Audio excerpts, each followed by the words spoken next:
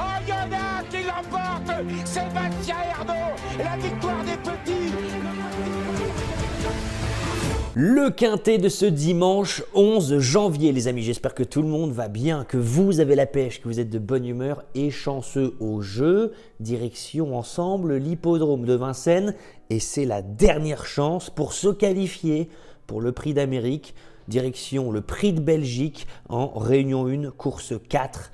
15h15 avec 13 partants de grande qualité, certains des 13 meilleurs, beaucoup de bons chevaux, de cracks sont absents de cette course par choix pour se préserver pour le prix d'Amérique qui a lieu fin janvier. Certains sont là pour continuer à se préparer, ils ont encore besoin de courir pour monter en condition et certains sont là parce que c'est la dernière chance pour se qualifier. Je pense à des chevaux tels que Iroise de la Noé, Canto Avis, Working Class Hero. Voilà, des chevaux qui ne sont pas encore qualifiés, qui vont vouloir leur ticket. On peut rajouter King Opera, Django Vici. Comment on va se dépatouiller avec tout ça? Je vous donne dans cette vidéo, comme d'habitude, mes 6 chevaux préférés. Abonnez-vous à la chaîne Les Turfistes Gagnants, c'est gratuit si vous voulez avoir ce genre de contenu tous les jours sur YouTube. Mon favori pour ce quintet. Quel est votre favori pour ce quintet? Dites-le moi en commentaire. Donnez-moi même vos 4 chevaux préférés. Si vous avez les 3 premiers, je vous crédite lundi prochain votre compte The Turf. Donc mettez bien votre identifiant pour que je puisse vous reconnaître et j'espère que vous allez être nombreux à jouer le jeu, à partager votre avis pour ce quintet. 4 chevaux, si vous avez les 3 premiers, c'est gagné et donc vous l'aurez compris, si vous n'avez pas de compte The Turf, vous pouvez ouvrir un compte, vous avez 110 € offerts en 2 minutes avec le lien exclusif pour vous qui est sous la vidéo, en commentaire ou en description. 110 € offerts pour jouer sur la meilleure plateforme de France en 2 minutes. Libre à vous, mais moi j'ouvrirai un compte. Allez, mon favori pour ce quintet, on va tenter un fils de FaceTime Bourbon qui avait gagné ce prix de Belgique et qui avait gagné par la suite le prix d'Amérique. Je parle de ce numéro 9, Franck Gio, qui nous a rassuré la dernière fois dans le Critérium Continental. Il a échoué de très peu, de très peu, face à Lisa Josselin qui s'était en allée dans le dernier tournant. Lui, Franck Gio, avait effectué une magnifique ligne droite pour vraiment échouer d'assez peu. L'impression visuelle était là. Aujourd'hui, on doit être dans les 4 premiers pour se qualifier. Eh bien, j'ai l'impression que dans ce lot, au vu de sa forme, au vu de ce qu'il vient de nous montrer, ce 9 Franck Gio peut et doit jouer un tout premier rôle. Donc, je l'ai placé en tête. Il lui faudra le bon parcours, parce qu'on se souvient que l'avant-dernière fois, il avait un petit peu coincé à cause d'un parcours peu avantageux.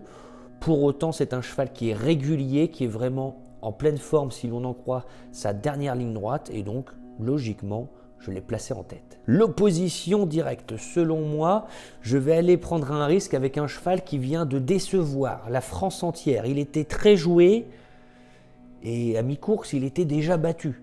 Je parle de ce numéro 4, Working Class Hero, cheval de classe, on est bien d'accord, cheval qui n'a peut-être pas la pointure d'un prix d'Amérique, mais qui a déjà montré qu'au niveau légèrement inférieur, il était toujours présent.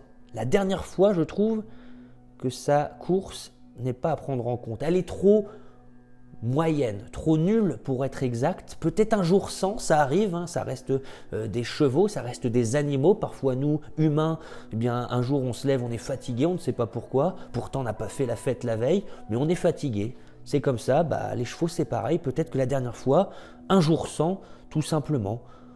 Je le rachète, ce numéro 4, Working Class Hero, avec Mathieu Mottier qui le connaît, qui le reprend. Je pense qu'il peut jouer un tout premier rôle ici. Avant que je continue, n'oubliez pas que vous pouvez nous rejoindre dans le programme Turfiste Pro et c'est la grande forme. Merci pour tous vos messages.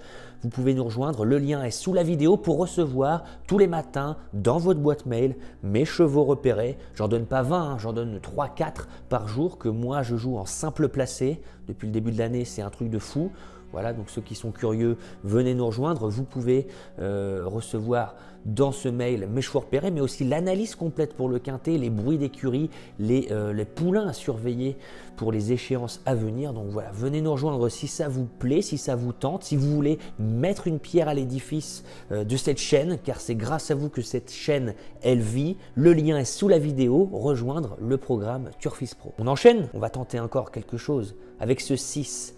King Opera, qui n'est pas encore qualifié, mais qui va prendre son ticket aujourd'hui, s'il reste sage. En tout cas, il a l'air de s'assagir par rapport à ce qu'il nous a montré par le passé.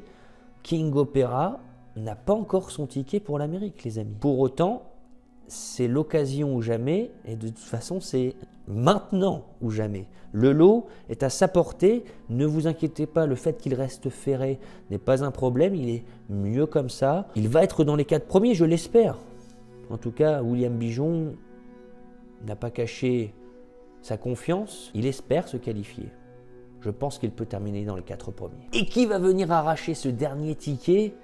Une certaine Iroise de Lanoë, ce numéro 2, associé à Éric Raffin. Quelle surprise! Éric Raffin au sulky d'Iroise de Lanoë. Elle nous a déçus. Elle a déçu les parieurs en général car elle est partie 2 fois extrême favorite dans des lots inférieurs. 2 fois, elle a été battue. Donc c'est un petit peu embêtant, pour autant elle a rassuré. Dans le prix de Bourgogne, regardez sa ligne droite en retrait, on sent que son pilote Thomas Lévesque, son entraîneur qui était au sulky, finit avec gros de sauce en retrait. C'était une note, il y avait beaucoup de notes dans cette course, donc quand il y a trop de notes, finalement il n'y a pas trop de notes. J'espère que vous m'avez compris, mais je répète, quand il y a trop de notes dans une course, doit-on vraiment prendre ces notes en notes? Ça devient un petit peu difficile à comprendre, mais je pense que vous êtes nombreux à m'avoir compris. Elle a fini avec des ressources la dernière fois. Elle va, je l'espère, pour son entourage, se qualifier. On enchaîne rapidement avec un cheval que j'ai peut-être placé un peu bas. Il risque, lui aussi, de se qualifier. C'est ce numéro 7, Immortal Doc, pris en note plusieurs fois, pris en note dans le prix du Bourbonnais, pris en note dans le prix Ténor de Beaune. Il va être encore pris en note? Je pense que oui, il a toutes les cartes en main pour encore très bien faire. C'est vraiment une première chance dans cette course. Je me demande même pourquoi je l'ai placé si bas.